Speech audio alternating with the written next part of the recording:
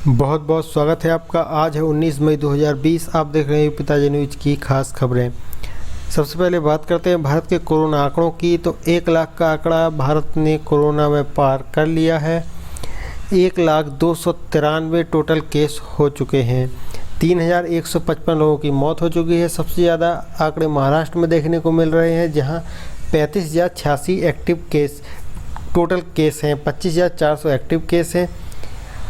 8,437 लोगों को बचा लिया गया। 1,249 लोगों की मौत हो चुकी है। दूसरे नंबर पर गुजरात देखने को मिला, जहां 11,746 केस हैं। मध्य प्रदेश में 5,236, पश्चिम बंगाल में 2,826, दिल्ली में 10,054, राजस्थान में 5,507, उत्तर प्रदेश में 4,605, तमिलनाडु में 11,760, आंध्र प्रदेश में 2,432, वहीं पंजाब में 1,980 और कर्नाटक में 1,246 केस देखने को मिले हैं।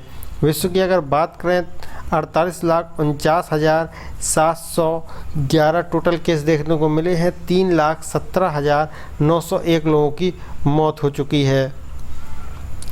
आगे खबर की तरफ बढ़ते हैं। कार्यस्थल पर कोरोना का केस सामने आने पर रोकथाम के लिए सरकार ने जारी किए दिशा निर्देश। सरकार ने कहा कि यदि कार्यस्थल पर 1 या 2 कोरोना मामले सामने आते हैं तो कीटाणु शोधक प्रक्रिया केवल उन इलाकों तक सीमित होनी चाहिए जिसमें मरीज की मौजूदगी रही हो।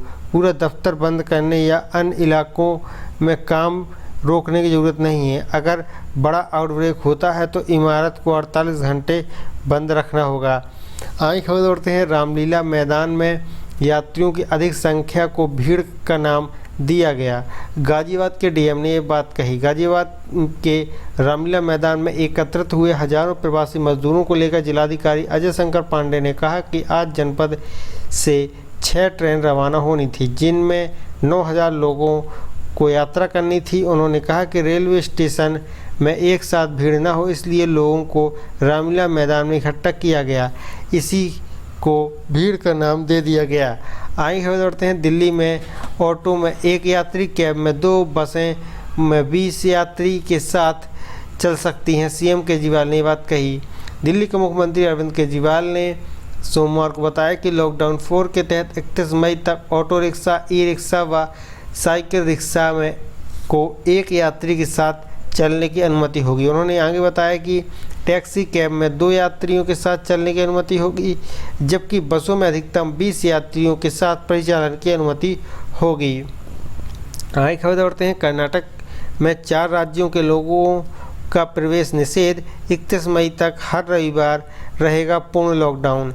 कर्नाटक के मुख्यमंत्री BS येदियुरप्पा ने कहा कि राज्य में 31 मई तक गुजरात, महाराष्ट्र और केरल, तमिलनाडु के लोगों को प्रवेश नहीं मिलेगा। उन्होंने कहा कि रविवार को पूर्ण लॉकडाउन रहेगा, सिर्फ जरूरी सेवाओं की अनुमति होगी। बतौर मुख्यमंत्री राज्य के अंदर ट्रेनें चलेंगी, साथ ही राज्य परिवहन निगम की बसें व प्राइवेट बसें भी चलेंगी। आगे खबर बढ़ते हैं। यूपी सरकार ने स्वीकार किया प्रियंका गांधी का मजदूरों के लिए 1,000 बसें चलाने का अनुरोध। उत्तर प्रदेश सरकार ने कांग्रेस महासचिव प्रियंका गांधी वाड्रा का वह प्रस्ताव स्वीकार कर लिया है, जिसमें उन्होंने प्रवासी मजदूरों को घर पहुंचाने के लिए पार्टी के खर्चे पर यूपी में 1,000 बसें चलाने की बात कही थी। यूपी सरकार ने उनसे बिना देरी किए 1,000 बसें, चालकों व परिचालकों का नाम व अन्य विवरण देने को कहा है। आगे खबर दौड़ते हैं। प्रवासी श्रमिकों के लिए यूपी के सभी जिलों को 200 निजी वाहन किराए पर लेने के निर्देश। उत्तर प्रदेश सरकार ने लौट रहे प्रवासी श्रमिकों को लाने ले जाने के लिए रविवार को अपने सभी 75 जिलों को अतिरिक्त 200 निजी वाहन किराए पर लेने के लिए कहा है। प्रत्येक जिले की सीमा पर 200 सार्वजनिक बसें लगाने के बाद यह फैसला लिया गया। बकौल अतिरिक्त मुख्य सचिव गृह अवनीश अवस्थी, हमने रेलवे से MU ट्रेनें चलाने की मांग की है।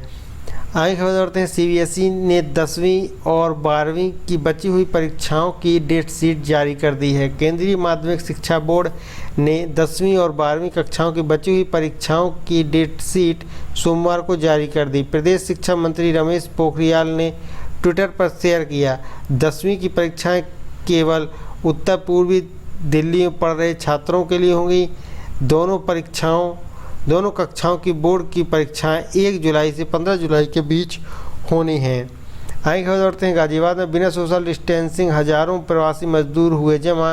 वीडियो आया सामने। 3 श्रमिक स्पेशल ट्रेनों से अपने घर जाने को लेकर पंजीकरण कराने के लिए सोमवार को हजारों प्रवासी मजदूर बिना किसी सोशल डिस्टेंसिंग के गाजियाबाद के रामलीला मैदान में एकत्रित हो गए, जिसका वीडियो सामने आया है।